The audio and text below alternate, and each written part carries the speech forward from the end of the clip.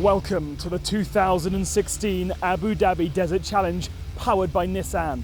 This iconic but brutal race has attracted some of the biggest drivers and riders in cross-country rallying. The stunning Leeward Desert landscape has already fully tested both man and machine. It's an unforgiving landscape. There's no margin for error. Any and all mistakes will be punished. In the moto category, aggressive, fast riding from Aussie Toby Price means he holds a slender advantage in a Battle Royale top 3 shootout. It's another battle of the heavyweights in the cars category. Pre-race favourite Russia's Vladimir Vasiliev is 4th after getting stuck on day 1, but kicking up the sand at some pace, it's Nasser Al-Attiyah who leads the way. Today sees the start of leg 2, another 278 kilometres of rock, dunes and sand. The unpredictable desert demands nothing but total respect. Welcome to stage 2 of the 2016 Abu Dhabi Desert Challenge, powered by Nissan. It was the bikes who again kicked off stage 2, and it was quite apparent right at the beginning that conditions were very different. Cooler, and there was rain in the air, completely changing the feel for the sand.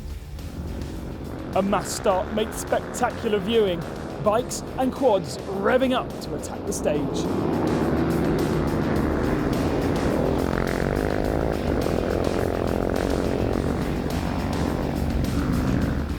Top riders Toby Price and Sam Sunderland picked up where they left off in day 1, sticking to each other like glue, waiting to pounce on any mistake one or the other made. Pablo Quintanilla got off to a flyer and caught the top 2. The Chilean was on a charge. Conversely, Helder Rodriguez, who started the day 4th overall on his Yamaha, did not have the day he'd hoped for, stopping 180 kilometres into the challenge. Not so bad, I'm okay. Yeah, what happened to the bike? I don't know. Stop it. With his disappointment palpable, it's bad news for Rodriguez. He's now out of the rally. Elias Sainz and Pierre-Alexandre Renet, however, were going well in the chasing pack. Conditions may be cooler, but their pace was hot. Meanwhile, right at the front, Quintanilla continued his stunning charge and finished quickest, with a blistering time of 4 hours, 2 minutes and 40 seconds. As a result, he now leads the overall standings. Sunderland drops down to 2nd place, Toby Price 3rd.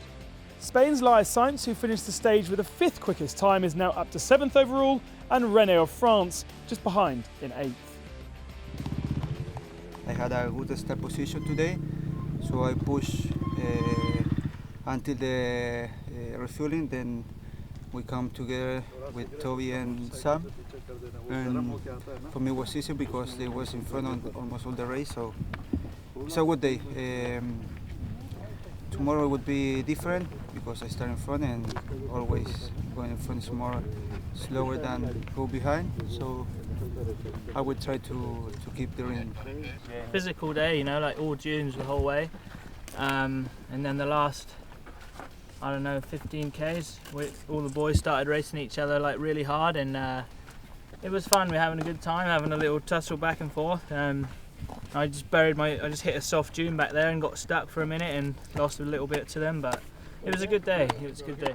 The most important line in any race is always the finish line, and race official Walter Kramerstetter has pretty much seen it all. This is what, 5th year I'm doing this, sir? And they do 200 some kilometers, 250 kilometers, fully dressed in racing gear.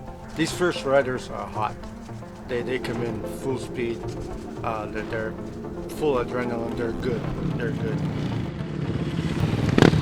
It's a small group usually, we'll see what happens this year. That kind of hang together, the top riders, and these are, I'd say, top riders in the world. You hit that first one and it was a big square edge. I didn't know there was a cement bottom to it. Some years, like last year, it went up to 48 degrees in the shade, and they're going up and down, getting stuck, digging themselves out.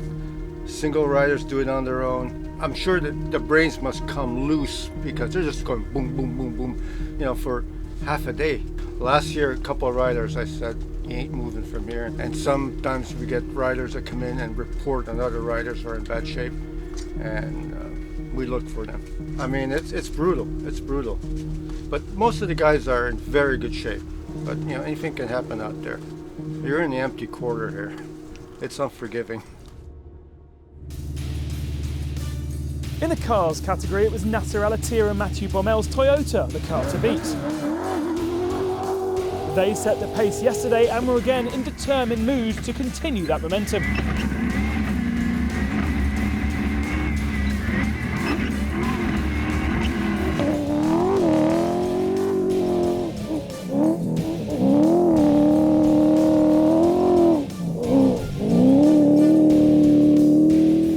But as with any expectation comes the pressure. Any mistakes and the quality of the chasing pack will take full advantage. Conditions, as predicted, were tough and uncompromising. Power is always crucial, but the dunes will always try and catch you out. Sometimes racing lines work, and sometimes they do not.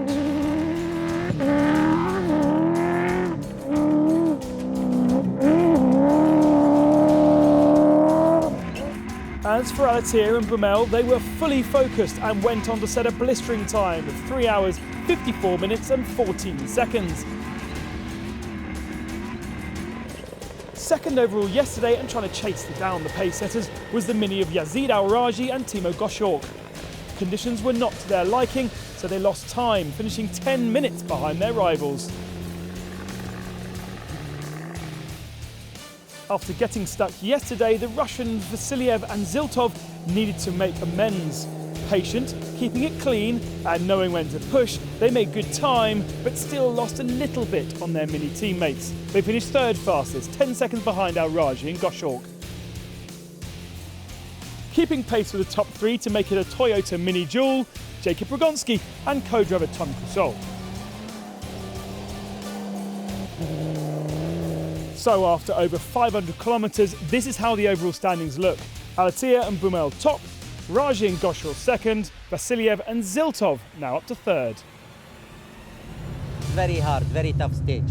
Our Toyota Hilux really working very well, you know. We don't have any issue, any problems. We try to push from beginning, and I get tired because, you know, it's not easy to drive all the way. It's sand dune, you know, but really we learn a lot. We get a good experience.